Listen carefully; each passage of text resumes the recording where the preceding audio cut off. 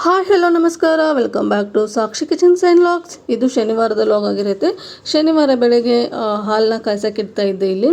ಅಂದರೆ ಇವತ್ತೇನು ಮಕ್ಕಳಿಗೇನು lunch box ಏನು ಕಟ್ಟೋ ಹಾಗಿರಲಿಲ್ವಲ್ಲ, ಹಾಗಾಗಿ ಒಂದು ಸ್ವಲ್ಪ ಲೇಟಾಗಿನೇ ಅಡುಗೆ ಮನೆಗೆ ಬಂದಿದ್ದೀನಿ. ಹಾಗೆ ಹಸ್ಬೆಂಡ್ಗೂ ಸಹ ಲೇಟಾಗಿ ಹೋಗ್ತಾರೆ ಅಂತ ಹೇಳ್ಬಿಟ್ಟು ನಿಧಾನಕ್ಕೆ ಅಡುಗೆ ಮಾಡ್ಕೊಂಡ್ರೆ ಆಯಿತು ಅಂದ್ಕೊಂಡೆ ಇವತ್ತು. ಹಾಗಾಗಿ ಇನ್ನು ಮೊದಲಿಗೆ ಹಾಲು ಕಾಯ್ಸೋಕೆ ಇಟ್ಬಿಟ್ಟು ಆಮೇಲೆ ನನಗೆ ಹೆಲ್ತಿ ಡ್ರಿಂಕ್ನ ಮಾಡ್ಕೊಳ್ಳೋಣ ಅಂತ ಅಂದ್ಕೊಂಡೆ. ಫಸ್ಟಿಗೆ ಹಾಲು ಕಾಯ್ಸೋಕೆ ಇಡ್ತಾಯಿದ್ದೀನಿ. ಇನ್ನು ಅದಾದ ನಂತರ ಇಲ್ಲಿ ಚಿಯಾ ಸೀಡ್ಸು ಹಾಗೆ ಹನಿ ಲೆಮನ್ನ ಹಾಕ್ಕೊಂಡು ಇವತ್ತು ಹೆಲ್ತಿ ಡ್ರಿಂಕ್ನ ಮಾಡ್ಕೊತಾ ಇದ್ದೀನಿ. ಒಂದೊಂದು ಟೈಮಲ್ಲಿ ನಾನು ನೈಟು ಏನಾದರೂ ರೆಡಿಮೇಡ್ ಇಟ್ಕೊಳ್ಳೋಕ್ಕಾಗಲಿಲ್ಲ ಅಂದರೆ ಈ ಥರ ಹೆಲ್ತಿ ಡ್ರಿಂಕ್ನ ಕ್ವಿಕ್ಕಾಗಿ ಮಾಡ್ಕೊಂಡ್ಬಿಡ್ತೀನಿ. ಇದು ಸಹ ತುಂಬಾ ಚೆನ್ನಾಗಿರುತ್ತೆ ಹೆಲ್ತಿಗೆ, ಹಾಗೆ ಕುಡಿಯೋದಕ್ಕೂ ಸಹ ತುಂಬ ಚೆನ್ನಾಗಿರುತ್ತೆ. ಇನ್ನು ಇಲ್ಲಿ ಹೆಲ್ತಿ ಡ್ರಿಂಕ್ ಎಲ್ಲ ಆದ ನಂತರ ಇನ್ನು ಇವತ್ತು ಬೆಳಗ್ಗೆ ಅಡುಗೆ ಮಾಡೋದಕ್ಕೆ ಅಂತ ಎಲ್ಲ ಅಡುಗೆ ಮಾಡಬೇಕಾಗಿತ್ತು. ಅಂದರೆ ಪಲ್ಯ, ಅನ್ನ, ಸಾಂಬಾರು ಹಾಗೆ ರೊಟ್ಟಿನೂ ಸಹ ಮಾಡ್ಕೋಬೇಕಾಗಿತ್ತು. ಅಂದರೆ 3 ದಿನ ಆಗಿತ್ತು ನಾನು ರೊಟ್ಟಿನೇ ಮಾಡಿರಲಿಲ್ಲ. ಹಾಗಾಗಿ ಇವತ್ತಾದರೂ ಮಾಡೋಣ ಅಂತ ಅಂದ್ಕೊಂಡು ಫಸ್ಟಿಗೆ ಅನ್ನ ಹಾಗೆ ಸಾಂಬಾರು ಏನಿರುತ್ತಲ್ಲ ಅದನ್ನ ಮಾಡ್ಕೊಂಡ್ಬಿಟ್ರೆ ಪಲ್ಯ ರೊಟ್ಟಿ ಮಾಡೋದು ತುಂಬಾ ಸುಲಭ ಅಂತೇಳಿ ಮೊದಲಿಗೆ ಒಂದು ಸೈಡು ರೈಸಿಗೆ ಹಾಗೆ ಒಂದು ಸೈಡು ಬೇಳೆಗೆ ಇಟ್ಕೊಂಡಿದ್ದೀನಿ. ಇವತ್ತು ತಿಳಿ ಸಾಂಬಾರು ಮಾಡೋಣ ಅಂತ ಅಂದ್ಕೊಂಡೆ, ಹಾಗಾಗಿ ಬೇಳೆಗೆ ಇಟ್ಕೊಂಡಿದ್ದೆ. ಇವತ್ತು ಹೆಂಗಾಯಿತು ಅಂದರೆ ದೊಡ್ಡ ಕುಕ್ಕರ್ದು ವಾಯ್ಸರು ಕಟ್ಟಾಗಿಬಿಟ್ಟಿದೆ, ನಾನು ನೋಡಿಕೊಂಡೇ ಇರಲಿಲ್ಲ. ಹಾಗೆಯೇ ಬೇಳೆಗೆ ಕೂಗ್ಸೋಕ್ಕೆ ಇಟ್ಕೊಂಡ್ಬಿಟ್ಟಿದ್ದೀನಿ. ಒಂದು ಅರ್ಧ ಗಂಟೆ ಆದಮೇಲೆ ನೋಡ್ತಾ ಇದ್ದೀನಿ ವಿಜಲ್ಲೇ ಬರ್ತಾಯಿಲ್ಲ. ಯಾಕೆ ವಿಜಲ್ ಬರ್ತಾಯಿಲ್ಲ ಅಂತ ನೋಡಿದರೆ ಒಳಗಡೆ ವಾಯ್ಸರ್ ಕಟ್ಟಾಗಿಬಿಟ್ಟಿದೆ. ಹಾಕಿರುವಂತಹ ಬೇಳೆ ಎಲ್ಲ ಪೂರ್ತಿಯಾಗಿ ಸೀದೋಗ್ಬಿಟ್ಟಿದೆ. ಇವತ್ತು ಒಟ್ಟಾರೆ ಡಬಲ್ ಕೆಲಸಗಳೇ ಆಗಿರೋ ಥರ ಆಯಿತು. ನಾನು ಬೆಳಗ್ಗೆನೇ ನೋಡ್ಕೊಂಡ್ಬಿಟ್ಟಿದ್ರೆ ಬೇರೆ ಏನಾದರೂ ಸಾಂಬಾರನ್ನ ಮಾಡ್ಕೋಬೋದಾಗಿತ್ತು, ಆದರೆ ನೋಡಿರಲಿಲ್ಲ ನೋಡಿ. ಹಾಗಾಗಿ ಇನ್ನು ಸೀದಿರುವಂತಹ ಬೇಳೆನೆಲ್ಲ ತೆಗೆದುಬಿಟ್ಟು ಮತ್ತು ಬೇರೆ ಬೇಳೆನ ಹಾಕಿಬಿಟ್ಟು ತಿಳಿ ಸಾಂಬಾರನ್ನ ಮಾಡ್ಕೊಂಡಿದ್ದಾಯಿತು. ಅಂದರೆ ಶನಿವಾರ ಅಲ್ವಾ, ಒಂದು ಟೈಮಿಗೆ ಅಲ್ಲ ಅವತ್ತಿನ ದಿನ ಪೂರ್ತಿ ಬೇಕಾಗುತ್ತೆ. ಹಾಗಾಗಿ ಅಂದರೆ ಭಾನುವಾರ ಏನಾದರೂ ನಾನ್ ವೆಜ್ ಮಾಡಿದರೆ ಸಾಂಬಾರು ಸುಮ್ಮನೆ ವೇಸ್ಟ್ ಆಗಿಬಿಡುತ್ತೆ. ಹಾಗಾಗಿ ಅಂದ್ಕೊಂಡೆ, ನೋಡಿದರೆ ಇವತ್ತು ಈ ಥರ ಆಗೋಯಿತು. ಇನ್ನು ಇದೆಲ್ಲ ಇನ್ನೊಂದು ಸರಿ ಇದನ್ನು ಮಾಡ್ಕೊಳ್ಳೋಷ್ಟರಲ್ಲಿ ತರಕಾರಿನೂ ಸಹ ಕಟ್ ಮಾಡಿ ಇಟ್ಕೊಂಡೆ. ಹೀರೆಕಾಯಿ ಪಲ್ಯ ಮಾಡೋಣ ಅಂತ ಅಂದ್ಕೊಂಡೆ ನೋಡಿ, ಅದನ್ನು ಸಹ ಇಲ್ಲಿ ನೀಟಾಗಿ ಕಟ್ ಮಾಡಿ ಇಟ್ಕೊತಾ ಇದ್ದೀನಿ.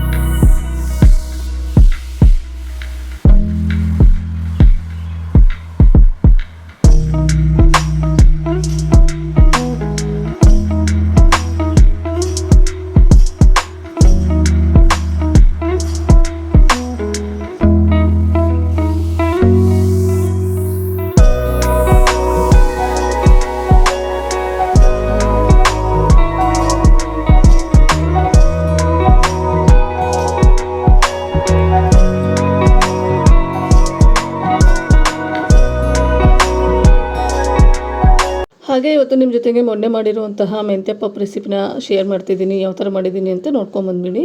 ಇಲ್ಲಿ ಮೊದಲಿಗೆ ಕುಕ್ಕರ್ ತೊಗೊಂಡಿದ್ದೀನಿ. ಕುಕ್ಕರ್ಗೆ 2 ಗ್ಲಾಸ್ ಆಗುವಷ್ಟು, ಚಿಕ್ಕ ಗ್ಲಾಸಲ್ಲಿ 2 ಗ್ಲಾಸ್ ಆಗುವಷ್ಟು ಬೇಳೆನ ಮೊದಲಿಗೆ ನಾನು ಈ ಥರ ನೆನೆಸಿಟ್ಕೊಂಡಿದ್ದೆ. ನೆನೆಸಿಟ್ಕೊಳ್ಳೋದ್ರಿಂದ ಬೇಗನೆ ಬೆಂದ್ಕೊಂಡ್ಬಿಡುತ್ತೆ ಅನ್ನೋ ಕಾರಣಕ್ಕೆ ನೆನೆಸಿಟ್ಕೊಂಡಿರೋವಂತಹ ತೊಗರಿ ಬೇಳೆನ ಹಾಕ್ಕೊತಾ ಇದ್ದೀನಿ. ಅದಾದ ನಂತರ ಇಲ್ಲಿ ಒಂದು ಅರ್ಧ ಕಟ್ ಆಗುವಷ್ಟು ಮೆಂತ್ಯ ಸೊಪ್ಪನ್ನ ಸೇರಿಸ್ಕೊತಾ ಇದ್ದೀನಿ. ಜಾಸ್ತಿ ಸೇರಿಸ್ಕೊಂಡ್ಬಿಟ್ರೆ ಕಹಿ ಆಗಿಬಿಡುತ್ತೆ, ಹಾಗಾಗಿ ಒಂದು ಅರ್ಧ ಕಟ್ಟನ್ನ ಸೇರಿಸ್ಕೊತಾ ಇದ್ದೀನಿ. ನೀವು ಇಲ್ಲಿ ಮೆಂತ್ಯ ಸೊಪ್ಪು ಬೇಡ ಅಂದರೆ ಪಾಲಕ್ ಸೊಪ್ಪು ಸಹ ಸೇರಿಸ್ಕೋಬಹುದು. ಇನ್ನು ಇದ್ರ ಜೊತೆಗೇ ಹಸಿಮೆಣಸಿನ್ಕಾಯಿ ಖಾರಕ್ಕೆ ಎಷ್ಟು ಬೇಕು ನೋಡಿ ಅಷ್ಟು ಸೇರಿಸ್ಕೊಂಡಿದ್ದೀನಿ. ಒಂದು ಅರ್ಧ ಈರುಳ್ಳಿ ಹಾಗೆ ಒಂದು ನಾಟಿ ಟೊಮೆಟೊನ ಸೇರಿಸ್ಕೊಳ್ತಾ ಇದ್ದೀನಿ. ಇದಕ್ಕೆ ಹುಣಸೆಹಣ್ಣು ಮತ್ತು ಸೇರಿಸೋದ್ರಿಂದ ನಾನಿಲ್ಲಿ ಒಂದು ಟೊಮೆಟೊನ ಸೇರಿಸ್ಕೊತಾ ಇದ್ದೀನಿ. ನೀವೇನಾದ್ರು ಆಪಲ್ ಟೊಮೆಟೊ ಏನಾದರೂ ಬಳಸ್ಕೊತಾ ಇದ್ರೆ ಇಲ್ಲಿ 2 ಸಹ ಸೇರಿಸ್ಕೋಬೋದು, ಇಲ್ಲಾಂದರೆ ಟೊಮೆಟೊನ ಸಹ ಸ್ಕಿಪ್ ಮಾಡ್ಕೋಬೋದು. ಇನ್ನು ಇಲ್ಲಿ ನಮಗೆ ಪಪ್ಪು ಮಾಡೋದಕ್ಕೆ ಎಷ್ಟು ಬೇಕು ನೀರು ಅಷ್ಟು ಹಾಕ್ಬಿಟ್ಟು ಇಲ್ಲಿ ಕುಕ್ಕರ್ಗೆ ಲಿಡ್ನ ಕ್ಲೋಸ್ ಮಾಡಿ 4ರಿಂದ 5 ವಿಸಲ್ಸ್ನಾದರೂ ತೊಗೊಳ್ಳಿ. ಅಂದರೆ ಪಪ್ಪು ಅಂದರೆ ಪೂರ್ತಿಯಾಗಿ ಸ್ಮ್ಯಾಶ್ ಆಗಿರಬೇಕು ನೋಡಿ ಬೇಳೆ. ಹಾಗಾಗಿ ನಾನಿಲ್ಲಿ ಒಂದು 4ರಿಂದ 5 ವಿಸಲ್ನ ತೊಗೊಂಡಿದ್ದೀನಿ. ನೋಡಿ ಯಾವ ಥರ ಬೆಂದಿದೆ ಅಂತ, ಈ ಥರನೇ ಆಗಬೇಕು. ಇನ್ನು ಇದಕ್ಕೆ ಒಂದು 1/4 ಸ್ಪೂನ್ ಆಗುವಷ್ಟು ಅರಿಶಿನ ಪುಡಿನ ಸೇರಿಸ್ಕೊತಾ ಇದ್ದೀನಿ. ಹಾಗೆ ಇವಾಗ ಮೊದಲೇ ನೆನೆಸಿಟ್ಕೊಂಡಿರೋಂತಹ ಹುಣಸೆ ಹಣ್ಣು ಏನಿತ್ತಲ್ವ ಅದನ್ನು ಒಂದು ಸ್ವಲ್ಪ ಕೈಯಿಂದ ಕಿವುಚ್ಬಿಟ್ಟು ಹುಳಿ ಎಷ್ಟು ಬೇಕು ನೋಡ್ಬಿಟ್ಟು ಇಲ್ಲಿ ಸೇರಿಸ್ಕೊತಾ ಇದ್ದೀನಿ. ಇಲ್ಲಿ ಮೆಂತ್ಯ ಸೊಪ್ಪು ಹಾಕಿರೋದ್ರಿಂದ ಒಂದು ಸ್ವಲ್ಪ ಕಹಿ ಬಿಟ್ಟಿರುತ್ತೆ. ಹಾಗಾಗಿ ಹುಳಿನ ಮುಂದೆ ಮಾಡಿ ನಾವು ಈ ಪಪ್ಪನ್ನ ಮಾಡಿದರೆ ತುಂಬ ಚೆನ್ನಾಗಿ ರುಚಿ ಕೊಡ್ತಾ ಇರುತ್ತೆ. ಇನ್ನು ಇಲ್ಲಿ ರುಚಿಗೆ ತಕ್ಕಷ್ಟು ಉಪ್ಪನ್ನು ಸಹ ಸೇರಿಸ್ಕೊತಾ ಇದ್ದೀನಿ.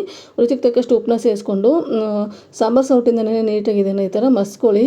ತುಂಬಾ ಚೆನ್ನಾಗಿ ಮ್ಯಾಶ್ ಮಾಡ್ಕೊಳ್ಳಿ ಇದನ್ನು. ಆವಾಗ ನಮಗೆ ನಾವು ಮಾಡುವಂತಹ ಪಪ್ಪು ತುಂಬ ಚೆನ್ನಾಗಿ ಬರುತ್ತೆ. ಇನ್ನು ನೋಡ್ತಾ ಇರ್ಬೋದು ನೀವು ಇಲ್ಲಿ ನಾನು ಯಾವ ಥರ ಮ್ಯಾಶ್ ಮಾಡ್ಕೊತಾ ಇದ್ದೀನಿ ಅಂದರೆ ನಾವು ಹಾಕಿರೋಂತಹ ಬೇಳೆ ಎಲ್ಲೂ ಕಾಣಬಾರ್ದು, ಆ ಥರ ಸ್ಮ್ಯಾಶ್ ಮಾಡ್ಕೋಬೇಕಾಗತ್ತೆ. ಹಾಗಾಗಿ ನಾನಿಲ್ಲಿ ಒಂದು 4ರಿಂದ 5 ವಿಸಲ್ನ ತೊಗೊಂಡಿದ್ದೀನಿ. ಇನ್ನು ಇದನ್ನೆಲ್ಲ ನೀಟಾಗಿ ಸ್ಮ್ಯಾಶ್ ಮಾಡಿದ ಮೇಲೆ ಒಗ್ಗರಣೆ ಹಾಕೊಳ್ಳೋದಕ್ಕೆ ನಾನಿಲ್ಲಿ ಒಂದು ಪ್ಯಾನ್ ಇಟ್ಕೊಂಡಿದ್ದೀನಿ. ಪ್ಯಾನ್ಗೆ ಎಣ್ಣೆನ ಹಾಕ್ಕೊತಾ ಇದ್ದೀನಿ. ನೀವು ಇಲ್ಲಿ ಎಣ್ಣೆ ಜಾಗದಲ್ಲಿ ತುಪ್ಪನೂ ಸಹ ಬಳಸ್ಕೋಬೋದು. ತುಪ್ಪ ಹಾಕ್ಕೊಂಡು ಒಗ್ಗರಣೆ ಹಾಕ್ಕೊಂಡ್ಬಿಟ್ರೆ ಬಾಯಿ ಕಟ್ಕೊಂಡ್ಬಿಡುತ್ತೆ, ಜಾಸ್ತಿ ತಿನ್ನೋದಕ್ಕಾಗಲ್ಲ ಅಂತ ಹೇಳ್ಬಿಟ್ಟು ನಾನಿಲ್ಲಿ ಎಣ್ಣೆನ ಸೇರಿಸ್ಕೊತಾ ಇದ್ದೀನಿ. ಎಣ್ಣೆ ಕಾದಾದ ನಂತರ ಒಂದು 1/2 ಸ್ಪೂನ್ ಆಗುವಷ್ಟು ಜೀರಿಗೆ, 1/2 ಸ್ಪೂನ್ ಆಗುವಷ್ಟು ಸಾಸಿವೆ ಹಾಕ್ಕೊತಾ ಇದ್ದೀನಿ. ಸಾಸಿವೆ ಜೀರಿಗೆ ಒಂದು ಸ್ವಲ್ಪ ಚಿಟುಕುಟ್ಟಿದ ನಂತರ ಕರಿಬೇವಿನ ಸೊಪ್ಪು ಹಾಗೆ ಒಣಮೆಣ್ಸಿನ್ಕಾಯಿನೂ ಸಹ ಸೇರಿಸ್ಕೊತಾ ಇದ್ದೀನಿ. ಒಣಮೆಣ್ಸಿನ್ಕಾಯಿ ಹಾಗೆ ಕರಿಬೇವಿನ ಸೊಪ್ಪು ಒಂದು ಸ್ವಲ್ಪ ಫ್ರೈ ಆದ ನಂತರ 1 ಗೆಡ್ಡೆ ಬೆಳ್ಳುಳ್ಳಿನ ನಾನು ಸಿಪ್ಪೆ ತೆಗೆದಿದ್ದೀನಿ ಇಲ್ಲಿ ಸೇರಿಸ್ಕೊಂಡಿದ್ದೀನಿ. ಯಾಕಂದರೆ ನಾನಿಲ್ಲಿ ನಾಟಿ ಬೆಳ್ಳುಳ್ಳಿ ಬೆಳೆಸ್ಕೊಂಡಿರೋದ್ರಿಂದ ಸಿಪ್ಪೆ ಏನೂ ತೆಗೆದಿಲ್ಲ. ಇನ್ನು ಹಾಗೆ ಒಂದು 1/4 ಸ್ಪೂನ್ ಆಗುವಷ್ಟು ಇಂಗನ್ನ ಸೇರಿಸ್ಕೊತಾ ಇದ್ದೀನಿ. ಹಾಗೆ ಒಂದು 1/2 ಸ್ಪೂನ್ ಆಗುವಷ್ಟು ಅಚ್ಚ ಖಾರದ ಪುಡಿನ ಸೇರಿಸ್ಕೊತಾ ಇದ್ದೀನಿ. ಇದು ಸುಮ್ಮನೆ ಕಲರಿಗೋಸ್ಕರ ಮಾತ್ರ ಸೇರಿಸ್ಕೊಂಡಿರೋದು. ಯಾಕಂದರೆ ನಾನು ಬಳಸಿರೋಂಥದ್ದು ಕಾಶ್ಮೀರ ರೆಡ್ ಚಿಲ್ಲಿ ಪೌಡರು. ಇಲ್ಲಿ ಖಾರಕ್ಕೆ ನಾವು ಆಲ್ರೆಡಿ ಹಸಿಮೆಣ್ಸಿನ್ಕಾಯಿ ಹಾಕಿರೋದ್ರಿಂದ ಜಾಸ್ತಿ ಏನು ಹಾಕೋಬೇಕಂತ ಅಗತ್ಯತೆ ಏನಿಲ್ಲ.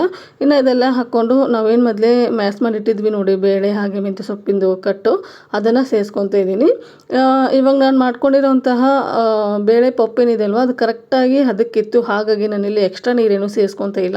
ನಿಮ್ಗೇನಾದರೂ ಇನ್ನೊಂದು ಸ್ವಲ್ಪ ತೆಳುವಾಗಿ ಬೇಕಂದರೆ ನೀವಿಲ್ಲಿ ಒಂದು ಸ್ವಲ್ಪನೇ ನೀರು ಸೇರಿಸ್ಕೊಳ್ಳಿ. ತುಂಬ ನೀರು ಸೇರಿಸ್ಕೊಂಡು ಹೋಗ್ಬಿಟ್ರೆ ಸಾಂಬಾರು ಥರ ಆಗಿಬಿಡುತ್ತೆ. ಹಾಗಾಗಿ ಇವಾಗ ನೋಡ್ತಾ ಇರ್ಬೋದು ನೀವು ಒಂದು 5 ನಿಮಿಷ ಬಿಟ್ಬಿಟ್ರೆ ಕುದಿ ಬಂದುಬಿಡುತ್ತೆ. ಇನ್ನು ಈ ಥರ ಕುದ್ದ ಮೇಲೆ ಲಾಸ್ಟಲ್ಲಿ ಕೊತ್ತಂಬರಿ ಸೊಪ್ಪನ್ನ ಸೇರಿಸ್ಕೊಂಡ್ಬಿಟ್ರೆ ಸಖತ್ ಟೇಸ್ಟಿಯಾಗಿರುವಂತಹ ಮೆಂತ್ಯ ಪಪ್ಪು ರೆಡಿ ಆಯಿತು ಅಂತ. ಸೂಪರ್ ಟೇಸ್ಟಿಯಾಗಿರುತ್ತೆ. ಮಧ್ಯಾಹ್ನ ಟೈಮಲ್ಲಿ ಬಿಸಿ ಬಿಸಿ ರೈಸಿಗೆ ಈ ಥರ ಪಪ್ಪು ಹಾಗೆ ಮೇಲ್ಗಡೆ ತುಪ್ಪ ಹಾಕ್ಕೊಂಡು ಹಪ್ಪಳ ಉಪ್ಪಿನಕಾಯಿ ಜೊತೆಗೆ ತಿಂತಾಯಿದ್ರೆ ಆಹಾ, ಅವತ್ತಿನ ಮಧ್ಯಾಹ್ನದ ಊಟ ಮಾತ್ರ ಸೂಪರಾಗಿರುತ್ತೆ. ಬೇರೆ ಏನು ಬೇಕು ಅಂತ ಅನಿಸೋದೇ ಇಲ್ಲ. ಇನ್ನು ಈ ಥರ ಊಟ ಮಾಡಿದ ಮೇಲೆ ಒಂದು ಗ್ಲಾಸು ಮಜ್ಜಿಗೆಗೆ ಜೀರಿಗೆನ ಕುಟ್ಬಿಟ್ಟು ಹಾಕ್ಕೊಂಡು ಕುಡಿತಾ ಇದ್ದರೆ ಸೂಪರ್ ಆಗಿರುತ್ತೆ ಮಧ್ಯಾಹ್ನದ ಊಟ ಮಾತ್ರ. ನಾನು ಸಹ ಮೊನ್ನೆ ಮಧ್ಯಾಹ್ನ ಇದೇ ಥರನೇ ಮಾಡ್ಕೊಂಡಿದ್ದೆ. ಇನ್ನು ನೋಡ್ತಾ ಇರ್ಬೋದು ನೀವು ಇಲ್ಲಿ ಯಾವ ಥರ ಕಾಣ್ತಾ ಇದೆ ಅಂತ. ನನಗೆ ಸರ್ವ್ ಮಾಡಿದ್ಮೇಲೆ ನಿಂತ್ಕೊಳ್ಳೋಕ್ಕೆ ಆಗಲಿಲ್ಲ, ಯಾವಾಗ ಊಟ ಮಾಡ್ತೀನೋ ಅಂತ ಅನ್ನಿಸ್ತಾ ಇತ್ತು. ಯಾಕಂದರೆ ಬಿಸಿ ಬಿಸಿ ಆಗಿರೋಂತಹ ರೈಸು, ಬಿಸಿ ಬಿಸಿ ಆಗಿರುವಂತಹ ಪಪ್ಪು ತಿಂತಾಯಿದ್ರೆ ಅದರದ್ದು ಮಜಾನೇ ಬೇರೆ ಅಲ್ವಾ. ಇದ್ರ ಮುಂದೆ ಬೇರೆ ಏನು ಕೊಟ್ರು ಅಷ್ಟು ರುಚಿ ಅಂತ ಅನ್ಸೋದೇ ಇಲ್ಲ ಅಂದ್ಕೊತೀನಿ ನನಗೆ ಮಾತ್ರ. ಹಾಗಾಗಿ ಇನ್ನು ಇವತ್ತು ಮಾಡಿರುವಂತಹ ರೆಸಿಪಿ ಯಾವ ಥರ ಇತ್ತು ಅಂತ ನನಗೆ ಕಮೆಂಟ್ ಸೆಕ್ಷನಲ್ಲಿ ಕಮೆಂಟ್ ಮಾಡಿ ತಿಳಿಸಿ. ಇನ್ನು ಇಲ್ಲಿ ಎಲ್ಲ ಕೆಲಸ ಆದಮೇಲೆ ಮಿಕ್ಕೊಂಡಿರೋಂತಹ ಕೆಲಸನ ಯಾವ ಥರ ಮುಗಿಸ್ಕೊತೀನಿ ಅಂತ ಅದನ್ನು ಸಹ ಶೇರ್ ಮಾಡಿದ್ದೀನಿ ನೋಡಿ. ಸಹ ಆಫೀಸ್ಗೆ ಹೋದ್ರು. ಇನ್ನು ಊರು ಹೋದ್ಮೇಲೆ ನಂದು ಎಷ್ಟು ಕೆಲಸ ಇರುತ್ತೆ ಅಂದರೆ ನೋಡಿ, ಅಡುಗೆ ಮನೆ ಎಲ್ಲ ಹಿಂಗಿದೆ, ಇದನ್ನೆಲ್ಲ ಕ್ಲೀನ್ ಮಾಡ್ಕೋಬೇಕು, ರೂಮ್ ಕ್ಲೀನ್ ಮಾಡ್ಕೋಬೇಕು, ಅದೆಲ್ಲ ಕೆಲಸ ಇರುತ್ತೆ. ಹಾಗಾಗಿ ಆ ಕೆಲಸನ ಮುಗಿಸ್ಕೊಂಡ್ಬಿಡ್ತೀನಿ. ಇದೆಲ್ಲ ಆಗೋಷ್ಟರಲ್ಲಿ ನಂಗೆ ಕರೆಕ್ಟಾಗಿ 11:30 ಅದೆಲ್ಲ ಆಗುತ್ತೆ. ಹಾಗೆ ಪೂಜೆ ಬೇರೆ ಮಾಡೋಗಿಲ್ಲ ಇವತ್ತು ನನ್ನ ಮಗಳು, ಅದನ್ನು ಸಹ ಮಾಡ್ಕೋಬೇಕು. ಇನ್ನು ಬೆಳಿಗ್ಗೆ ಅಡುಗೆ ಮಾಡೋದೊಂದು ಕೆಲಸ ಆದರೆ ಅಡುಗೆ ಆದಮೇಲೆ ಅಡುಗೆ ಮನೆ ಕ್ಲೀನಿಂಗ್ ಇರುತ್ತೆ ನೋಡಿ, ಅದು ಒಂದು ದೊಡ್ಡ ಕೆಲಸ ಅಂತಲೇ ಹೇಳ್ಬೋದು. ಯಾಕಂದರೆ ನಾನು ಬೆಳಿಗ್ಗೆ ಅಡುಗೆ ಎಲ್ಲ ಮಾಡ್ಕೊಳ್ಳೋದ್ರಿಂದ ಏನು ವಸ್ತು ತೊಗೊಂಡಿರ್ತೀನಿ ನೋಡಿ ಅದನ್ನು ಕರೆಕ್ಟಾಗಿರುವಂತಹ ಜಾಗಕ್ಕೇ ಇಟ್ಕೊಂಡಿರಲ್ಲ.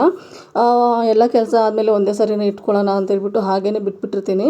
ಹಾಗಾಗಿ ಇನ್ನು ಅಡುಗೆ ಕೆಲಸ ಎಲ್ಲ ಆದಮೇಲೆ ನಾನು ಅಡುಗೆ ಮನೆನ ಕ್ಲೀನ್ ಮಾಡ್ಕೊತೀನಿ.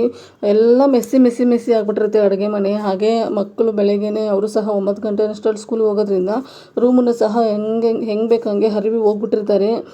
ಒಂದು ಕಡೆಯಿಂದ ಕ್ಲೀನ್ ಮಾಡ್ಕೊಂಡು ಹೋಗೋ ಅಷ್ಟರಲ್ಲಿ ನಂಗೆ ಕರೆಕ್ಟಾಗಿ 11:30 12 ಗಂಟೆ ಆಗುತ್ತೆ. ನೀವು ಅನ್ಕೋಬೋದು ಏನು ಪಾತ್ರೆ ತೊಳೆಯೋದು ಕಸ ಗುಡಿಸೋದು ಅಷ್ಟೇ ಅಲ್ವಾ ಅಂತ ಹೇಳ್ಬಿಟ್ಟು. ಮಕ್ಕಳಿರೋ ಮನೆ ಯಾವ ಥರ ಇರುತ್ತೆ ಅಂತ ನಿಮಗೆ ಗೊತ್ತು. ಹೌದು, ನನ್ನ ಮಕ್ಕಳು ಒಂದು ಸ್ವಲ್ಪ ದೊಡ್ಡವರಿದ್ದಾರೆ.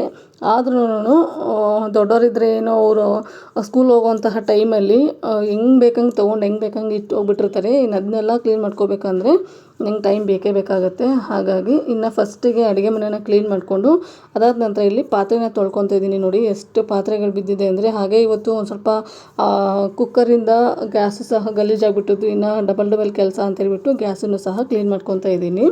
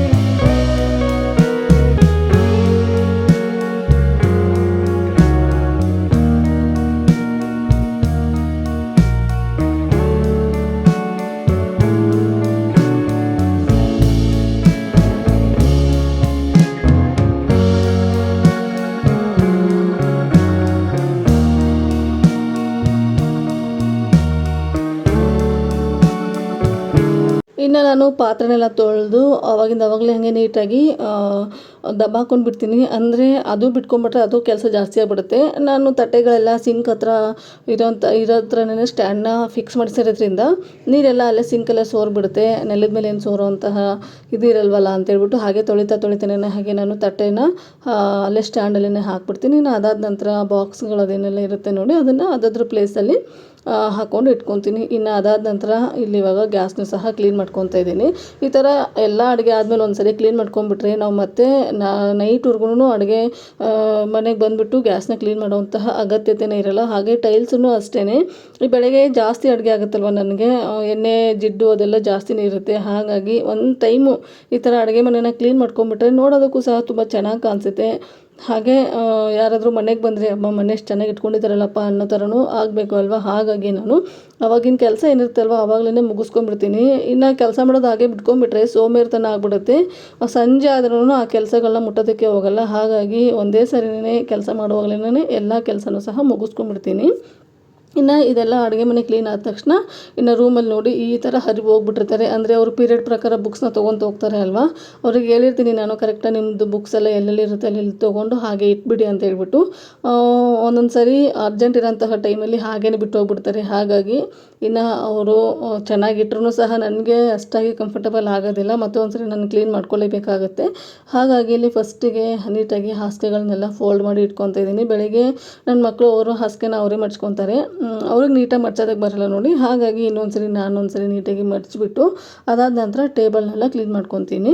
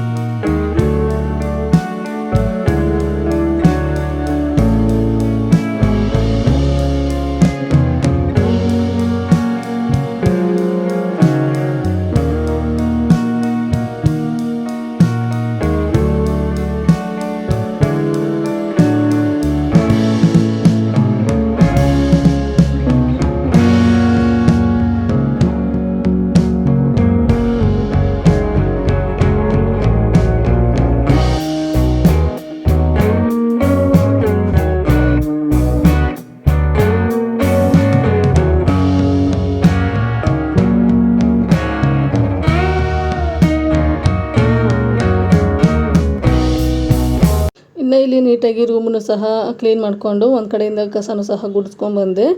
ಕಸ ಗುಡಿಸಿ ನೆಲ ಒರೆಸಿದ್ರೆ ಆಯಿತು ನೋಡಿ ಇವತ್ತಿನ ಕೆಲಸ. ನೀಟಾಗಿದ್ದೆಲ್ಲ ಕೆಲಸ ಮುಗಿಸೋ ಅಷ್ಟರಲ್ಲಿ ಕರೆಕ್ಟಾಗಿ ನನಗೆ ಟೈಮಿಂಗ್ ಕರೆಕ್ಟಾಗಿರುತ್ತೆ. ಡೈಲಿ ಇದೇ ಥರನೇ ಆಗುತ್ತೆ ನನಗೆ. ಎಷ್ಟೇ ಬೇಗ ಎದ್ದೇಳಿ ನೀವು ಮಕ್ಕಳು ಹಾಗೆ ಹಸ್ಬೆಂಡು ಹೋಗೋವರೆಗೂ ಈ ಥರ ಮೇಲೆ ಕೆಲಸ ಮಾಡೋದಕ್ಕಾಗೋದೇ ಇಲ್ಲ. ನಾವು ಒಂದು ಕಡೆಯಿಂದ ಮಾಡ್ಕೊಂಬಂದ್ರೆ ಅವ್ರು ಒಂದು ಕಡೆಯಿಂದ ಗಲೀಜು ಮಾಡ್ತಾಯಿರ್ತಾರೆ. ಹಾಗಾಗಿ ನಾನು ಅವ್ರು ಹೋಗೋವರೆಗೂ ಯಾವ ಕೆಲಸನೂ ಸಹ ಮುಟ್ಟೋದಕ್ಕೆ ಹೋಗಲ್ಲ. ಅಡುಗೆ ಕೆಲಸ ಮಾತ್ರ ಮುಗಿಸ್ಕೊಂಡಿರ್ತೀನಿ. ಇನ್ನು ನೀವು ನೋಡ್ತಾ ಇರ್ಬೋದು ಇಲ್ಲಿ ಅಡುಗೆ ಮನೆ ಹಾಗೆ ರೂಮು ಯಾವ ಥರ ಕ್ಲೀನಾಗಿ ಕಾಣ್ತಿದೆ ಅಂತೇಳಿ. ಈ ಥರ ಕ್ಲೀನಾಗಿದ್ದರೆ ನಮಗೂ ಸಹ ನೋಡೋದಕ್ಕೆ ತುಂಬ ಚೆನ್ನಾಗಿರುತ್ತೆ. ಇನ್ನು ನಾವೇನಾದರೂ ಕ್ಲೀನ್ ಮಾಡದೇ ಇರುವಂತಹ ಟೈಮಲ್ಲಿನೇ ಯಾರಾದರೂ ಗೆಸ್ಟ್ ಬಂದಾಗ ಅಯ್ಯೋ ಏನು ಇವ್ರ ಮನೆ ಈ ಥರ ಇಟ್ಕೊಂಡ್ಬಿಟ್ಟಿದ್ದಾರಲ್ಲ ಅಂತ ಅವರಿಗೂ ಸಹ ಅನ್ನಿಸ್ಬಾರ್ದು.